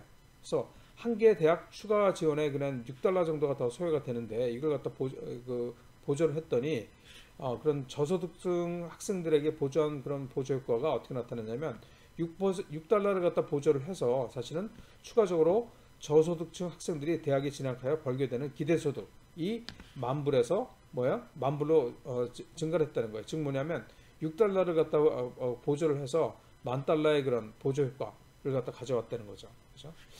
그 다음에 두 번째 예는 뭐냐면 탄자니아 예인데 건강보험 가입을 갖다 증진시키는 사업이었다고 해요. 그래서 별개의 그런 조건부 현금 지원 사업장을 갖다 방문을 해서 방문했다는 거예요. 그죠? 주민들에게 현금 지급이 되어서 여유가 있을 때 건강보험에 등록하도록 했대요. 그랬더니 그 현금 지원 사업의 수혜자의 그런 의료비 지출 비용을 갖다 위한 건강보험 사용이 20%포인트, 옛날보다 20%포인트가 증가를 했다는 거예요. 그래서 이제 이게 의사결정에 도움을 주는 것이 그런 이런 인지적 자원을 갖다가 경감시키는 그런 방법이 될 수 있다라고 얘기할 수 있어요. 그죠? 그래서 이제 그 의사결정이 필요한 그런 시간, 자금의 그런 폭을 갖다가 이제 고려해야 된다라고 얘기하고 있어요. 주의할 점은 뭐냐면 소득이 갑자기 변하는 시기를 무조건 개입 시기로 특정해서는 안 된다라고 얘기하고 있어요. 즉 뭐냐면 시기가 중요한 게 아니라 그 시기가 스트레스를 갖다 유발하느냐 안 하느냐가 중요하다는 거예요. 스트레스를 갖다 유발을 하게 되면 그걸 피하라는 얘기예요. 스트레스를 갖다 유발하지 않으면 그걸 갖다 굳이 피해도 효과가 있지 않다는 얘기죠. 그래서 미국 같은 경우에 저소득층의 그런 월급날에 이제 현금이 많죠. 그렇지만 월급날 전하고 후에 있어서 의사결정하는 자원의 그런 스트레스 변화가 거의 없었다고 합니다. 그래서 미국의 저소득층의 월급날을 갖다 기준으로 인해서 그런 개입의 시기를 갖다 결정하는 것은 의미가 없다라고 얘기하고 있어요. 인지적인 부담을 경감시키는 그래서 이제 빈곤에 그런 덫에서 빠져나가게 하는 그런 방법들을 갖다 우리가 두 가지를 봤고, 세 번째가 뭐냐면 기존의 그런 빈곤 대책 전략, 예를 들어서 뭐 현금 지원한다든지 인프라 제공하는 것, 이런 것들도 유지를 해서 인지적인 그런 심리적 부분에 긍정적인 영향을 줘야 된다라고 세 번째로 얘기하고 있어요. 그래서 우리가 첫 번째, 두 번째는 봤죠. 여기에 더해서 경제적인 불안정성 감소, 그 다음에 인프라 향상이 필요하다라고 얘기하고 있어요. 그죠? 그래서 지금까지 그런 금전적인 걱정이 많은 그런 인지 능력, 이런 금전적인 걱정 때문에 그 인지 능력, 그 다음에 소망이 많이 감소하는 것 같다 보았는데, 이에 대응하는 정책 개입, 그죠? 정책 개입이 의사결정을 위한 그런 인지 자원 및 소망을 갖다 증대시킬 것인가, 그죠? 라는 질문을 하고 있죠. 그래서 결과는 뭐냐면 적어도 수혜자들의 그런 정신적인 풍요는 증대시키는 것으로 보고하고 있어요. 예를 든 게 이제 모로코의 수도 연결 사업이었는데 식수 지출이 5배 증가를 했고, 이것 때문에 깨끗한 식수가 들어오니까 건강이 눈에 띄게 호전되었다는 것은 발견되지 않았지만 물 길러가는 시간이 80%가 감소가 되어서 삶의 질이 향상되었다고 느꼈다고 보고되고 있습니다. 두 번째는 이제 케냐의 경우인데 농촌 가구에 일회성 현금 지급 사업을 했대요. 그래서 이제 이걸로 인해서 우울증 및 스트레스가 감소했다고 합니다. 글쎄요, 이게 필요하기는 해 보이기는, 경우에 따라서는 필요해 보이긴 하지만 내 생각에는 이게 과연 지속 가능성이 있느냐, 계속할 수 있느냐, 일회성 현금 지급 사업 바람직하다고 느껴지지 않습니다. 그렇지만 정치적인 풍요는 증대시켰다라고 보고하고 있고, 세 번째는 뭐냐면 인도의 경우인데 이 극빈층을 갖다 대상으로 한 사업이었대요. 그래서 사업이 의도한 외의 그런 부분에까지 영향을 미쳤다고 합니다. 이게 뭐냐면 이 사업에서 이제 가축, 자산이죠. 자산을 갖다 공급하고 한식으로 이제 현금 봉급도 지급을 했대요. 그랬더니 이제 수혜자들이 더 일을 갖다 많이 하게 되고 정신적으로도 건강해졌다라고 보고하고 있습니다. 그래서 이로 인해서 이런 더 풍요해진 그런 정신 활동으로 인해서 식품 및 비축산 소득도 증가를 했고, 이것들로 인해서 이 사업으로 인해서 지급된 그런 금액보다 더 큰 혜택을 갖다 보게 되는 효과를 가져왔다라고 보고하고 있습니다. 그래서 이제 지금 얘기한 대로 이런 1, 2가 있지만 인지적인 자원을 갖다 경감시키는 것 이외에 이런 그런 현금 지원이나 그다음에 인프라 제공 등도 유지를 해야 된다. 그래서 이제 인지적인 자원 부담을 갖다 경감시켜야 된다라고 얘기하고 있습니다. 이상의 세 가지 정책적인 함의는 이제 이 빈곤이 인지적 부담을 갖다가 가중시키기 때문에 그거 갖다 이제 경감하는 그런 방안들을 갖다 얘기했고, 두 번째는 우리가 이 빈곤이라는 것이 아까도 얘기했지만 사고의 틀을 좁게 만드는 그런 영향을 준다고 그랬잖아요. 그래서 이거 갖다 이제 어떻게 정책에 반영할 것인가를 갖다 보도록 합시다. 빈곤은 사람들의 그런 잠재력을 깨닫게 어렵게 하고 기회포착을 갖다 또한 어렵게 만듭니다. 따라서 사업명이라든지 또는 신분증 이름 이것부터 긍정적으로 만드는 그러한 변화를 시도해야 한다라고 얘기하고 있습니다. 예를 들어서 궁핍 가구라고 부르기보다는 활동 참여 가구, 그죠? 그다음에 빈곤 증명서라기보다는 기회 부여 증명서 등으로 이 사업명이나 또는 그런 그 수혜를 갖다 받을 때 필요한 그런 그 신분증을 갖다가 우리가 이름부터 바꿔야 된다라고 얘기하고 있어요. 그다음에 뭐 생산 자산, 에셋이라고 얘기하는데 이 자산 및 현금 지원도 절망에서 기회로의 그런 사고의 틀을 전환시키는 데 도움을 갖다 줄 수 있습니다. 또한 빈곤한 사람들이 어떻게 자신들을 생각하는지에 대해서 주목하여 보다 직접적으로 그들의 소망, 갈망을 향상시킬 수도 있다라고 얘기하고 있어요. 예를 들어서 사회복지나 실업지원기관들에 근무하는 공무원들도 그런 수혜자들을 모욕감을 주는 언행을 삼가하도록 훈련을 할 수가 있어요. 페루 같은 경우를 예를 들고 있는데 지금 빈곤층이 현금 지원 사업에 지원하기 위해 보건소 방문할 때 이제 낙인이 찍히는 느낌을 갖다 받고 있거든요. 그래서 다른 환자들보다 뭐 오래 기다리게 하거나 빈곤한 그런 보조를 갖다 받는 환자들은 아니면 정부로부터 도움을 받는다는 것을 강조해서 창피하게 하면 사람들이 뭐예요? 그렇죠. 이게 자기는 빈곤한 사람이다라는 그러한 그런 그 틀에서 벗어나지 못하게 어렵게 하는 그런 문제를 갖다 발생시키니까 이것들을 갖다가 회피해야 한다라고 얘기하고 있어요. 뭐 교과서에서 나온 거 말고도 나도 사실은 네팔에 가서 WFP라고 그러죠. 이번에 뭐 노벨 평화상도 받았는데 UN 기구죠. UN 식량 기구입니다. 월드 푸드 프로그램이라는 건데 거기서 이제 우리나라 NGO인 굿네이버스한테 위임을 해서 농촌개발 사업을 했어요. 근데 이제 거기 보면 캐시 트랜스퍼라고 해가지고 현금을 갖다 지급하는 그러니까 도로나 이런 것들을 갖다 깔면서 참여하는 그런 농민들한테 현금을 갖다 지급하는 그런 프로그램을 했는데 내가 그때 이제 평가 때문에 갔는데 가서 보니까 이 사람들을 갖다 모든 사람들을 갖다 아침부터 오게 다 한꺼번에 다 오게 한 다음에 그 땡볕에서 계속 앉아서 기다리게 만드는 거예요. 이 사람들 몇 분 받겠다고 이제 거기 계속 앉아 있는데 그러면서 그렇게 앉아 있으면서 이 사람들이 어떤 생각을 했을까? 그래서 내가 이제 거기 책임자한테 이거 휴먼 라이트 그죠? 그런 인권을 갖다가 인권 문제를 갖다 발생시킬 수 있는 그런 소지가 있다라고 이제 얘기를 해줬거든요.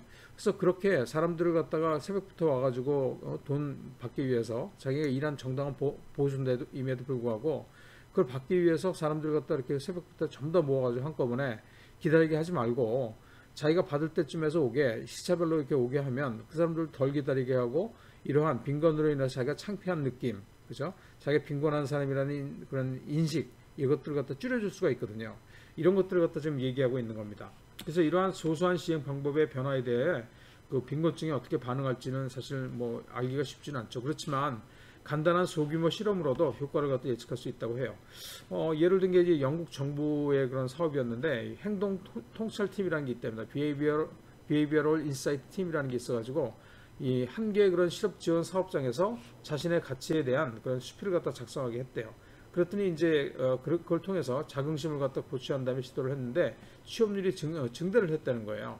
그래서 이걸 갖다가 이제 다른 사업장으로 확대했다는 그런 예를 갖다 들고 있습니다. 그래서 이런 빈곤에 당신들은 빈곤한 사람들이야 이 사업에 지금 혜택을 받고 있는 거야라고 강조를 하면 그게 드러나게 하면 참여하는 그런 참여자들의 그런 사고의 틀이 오히려 좁게 만들어서 사업 효과를 갖다가 떨어뜨리는 그런 경우가 있으니까 그것들을 갖다 조심해야 된다라고 얘기하고 있습니다. 그다음에 빈곤은 이 사회적 맥락이 중요하다고 그랬잖아요. 그래서 이 사업 설계 또는 정책 설계에 있어서 사회적 맥락을 고려해야 된다라고 하고 있습니다. 그래서 이제 사실 이런 사회적 맥락을 고려하는 정책의 설계는 쉽지가 않다. 어렵다 그렇게 얘기하고 있고 뭐 극단적인 사업의 예는 뭐냐면 빈곤층을 현재 지역에서 이제 빈곤한 지역에서 이주시키는 그런 정책이 있었대요. 이게 미국의 예인데 이 기회포착 Moving to Opportunity라는 그런 사업이었대요. 기회포착 사업. 그래서 이거 어떤 사업이었냐면 빈곤한 지역에 있는 빈곤한 가구들에게 빈곤 지역에서 벗어나도록 유도하기 위해서 빈곤율이 낮은 지역에서 이제 집을 갖다 임대할 수 있는 거기서만 이제 집을 임대할 수 있는 그런 쿠폰 바우처를 갖다 지급을 했대요. 그래서 결과를 갖다 보니까 10년에서 15년 후에 보니까 성인 수혜자들이 신체적, 정신적 건강이 향상되었다라고 보고를 하고 있어요. 그런데 소득이나 취업, 복지 프로그램의 이제 의존은 변하지 않았다고 그래요. 빈곤 지역에서 벗어났음에도 불구하고. 그 다음에 또 이제 비성인이나 아동들의 성과는 뭐 좋은 점도 있었고, 성공한 것도 있었고, 실패한 것도 있었고, 여성 청소년의 그런 신체적 정신적 건강은 향상되었고 그다음에 무모한 행동도 감소되었다고 해요. 효과가 있었던 거죠. 여성 청소년의 경우는. 그런데 이 남성 청소년들의 그런 정신 건강은 오히려 악화되고 무모한 행동은 또 증가했다고 그래요. 그죠? 그래서 성공했다고 보기가 어렵다 이렇게 얘기하고 있어요. 그래서 이게 어떤 의미를 갖느냐, 어떻게 해야 되느냐를 갖다 보면 함의 및 정책 대안을 보면 기존의 사회적 환경에서 빠져나오기 하기 위해서는 다른 사람으로부터의 요구, 예를 들어서 아까 위에는 같은 경우에는 이 더 부유한 지역으로 이주를 갖다 하면 사실은 뭐예요? 그 이웃들이 소비하는 수준이 있잖아요. 그하고 비슷한 수준을 갖다 소비 수준을 갖다가 유지를 해야지 사실은 행복할 수 있잖아요. 그래서 그런 분위기, 다른 사람들로부터의 요구를 완화시키는, 그죠? 그런 보호 장치가 필요하다라고 얘기하고 있어요. 그래서 뭐 다른 예는 케냐에서 우리가 지금 봤던 예인데 저축한 돈을 다른 사람과 나누지 못하게 하는, 그죠?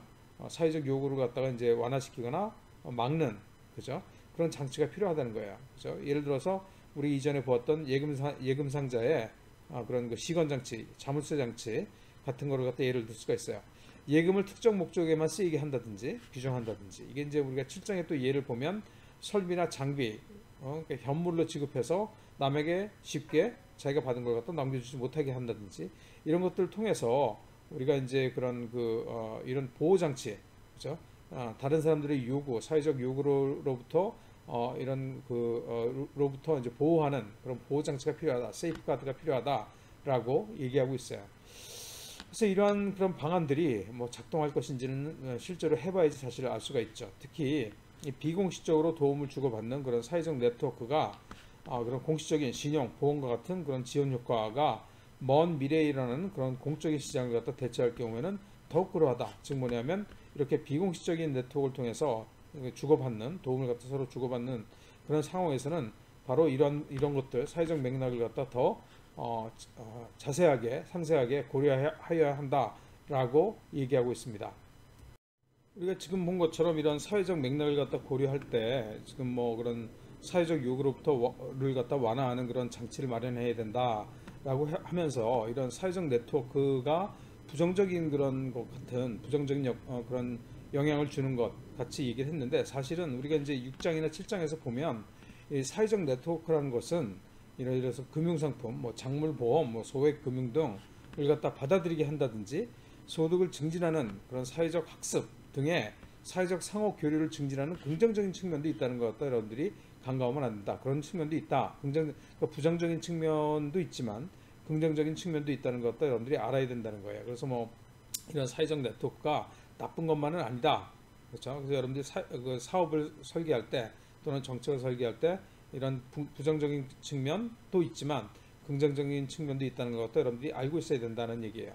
뭐 비슷하게 니카라과 예처럼 그런 빈곤 대응 사업에 공동체 그런 지도자를 수혜자로 포함시킬 경우 보다 효과적인 그런 경우가 있었다는 거예요. 왜냐하면 이 그런 공동체 지도자가 이런 네트워크에서 중심적인 역할을 하거든요.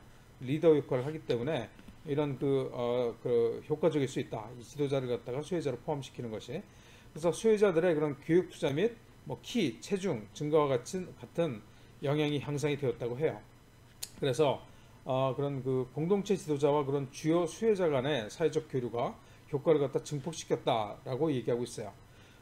그래서 사회적 관계가 개발을 증진시킬지 방해할지는 사실 아직 부정적인 측면, 그다음에 또 긍정적인 측면이 동시에 있기 때문에 아직 더 연구가 필요하다라고 얘기하고 있고, 그렇지만 정책 개입을 갖다가 설계할 때는 따라서 조심스럽게, 그래서 부정적인 측면이 큰지 긍정적인 측면이 큰지를 갖다가 여러분들이 봐서 조심스럽게 접근해야 된다. 이게 이제 11장에 우리가 다시 요거에 대해서 더 얘기해 보도록 하겠습니다. 자, 그래서 우리가 이제 이 빈곤과 관련돼서 이 심리적인 그다음 사회적인 시각에서 이 어떠한 정책적 함의가 있느냐를 갖다가 우리가 이제 우리가 그 빈곤이라는 파버티라는 그런 이슈를 가지고 우리가 좀 생각을 해봤어요. 그래서 이제 정리를 갖다 하면 이번 장에서는 빈곤층 지원을 위한 정책을 설계할 때 또는 사업을 설계할 때 고려해야 될 그 과정을 확인하기 위해서 우리가 빈곤이라는 맥락에서 이제 의사결정을 갖다가 우리가 봤죠. 그래서 지금까지 사업 설계에 있어서 인지적이고 심리적이고 사회적인 그런 장벽을 우리가 고려해야 한다라는 것 갖다 봤어요. 이를 위해서는 결정 시기를 조정하는 예를 봤죠. 그래서 뭐 예를 들면 사업 참여를 원하거나 시기가 안 좋은 경우에는 뭐 멕시코 사례를 갖다 보면서 자녀를 중고교에 진학시킬지 그런 고민하는 부모의 예를 갖다 봤죠. 그래서 현금 지원 사업에 참여하면은 자동으로 기본 선택으로 학교에 등록해야 되기 때문에 부모가 의도적으로 퇴학시키지 않는 한 등록을 갖다 유지하는 그런 케이스도 있었고, 뭐 다른 예는 사업 참여 의지 자체가 없는 경우에는 이게 페루 같은 경우였는데 소망을 가지도록 아스파레이션을 가지도록 해서 교육 훈련을 갖다 실시를 해서 이제 이런 소망을 가지도록 하고, 그죠? 그래서 그걸 통해서 재정 처리 능력을 갖다 향상하는 사업이었죠. 그죠? 그래서 자긍심을 고취하는 토론 프로그램들 먼저 실시하고 이를 통해서 저축 등이 실제 선택 가능한 방안임을 갖다 이해하도록 했대요. 그다음에 뭐 케냐 같은 경우에도 이제 경조사비, 그러니까 사회적인 그런 압력 때문에 자기가 어려움에도 불구하고 경조사비를 갖다 지출하는 그런 사회적 요구로 돈을 갖다 모으지 못하는 경우에는 저축 계좌마다 이제 특정 목적, 예를 들어서 보건, 뭐 진학, 그죠? 그런 식으로 목적을 정해놓고 그다음에 그거를 위해서만 쓸 수 있도록 강제로 그래서 다른 데로 뭐 경조사 같은 거로 지출하지 못하도록 하는 사업이 있었다고 합니다. 하여튼 그래서 지금까지 언급된 그런 제약들 중에서 실제 어떤 것들이 중요한지는 현장마다 다르다는 얘기죠. 그래서 아직까지 뭐 새로운 연구 분야입니다. 그래서 우리가 다음에 스팟라이트 3에서 세 번째 이제 그런 조명, 그죠?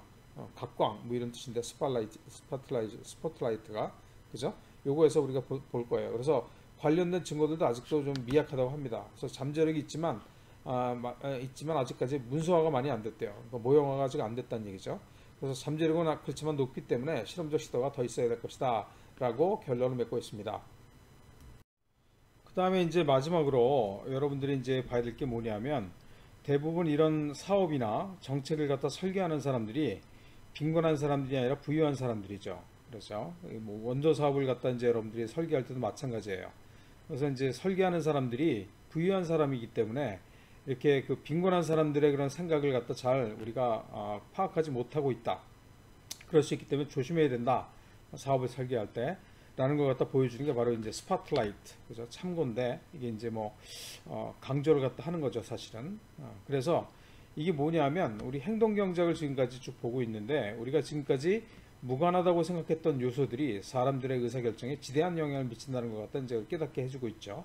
그래서 주로 이제 이런 그런 선진국의 대학생들을 갖다가 대상으로 한 실험 결과들을 갖다 근거로 해서 그런 얘기들을 해왔어요.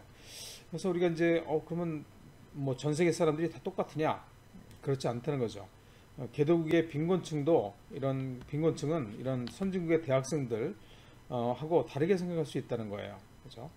이게 뭐냐면 그 미국의 뉴저지에서 이제 실험을 했는데 어떤 실험이었냐면 할인액이 혜택이 되는 거죠. 이것하고 이동 시간, 이 할인을 받기 위해서 이동해야 되는 시간, 비용이죠.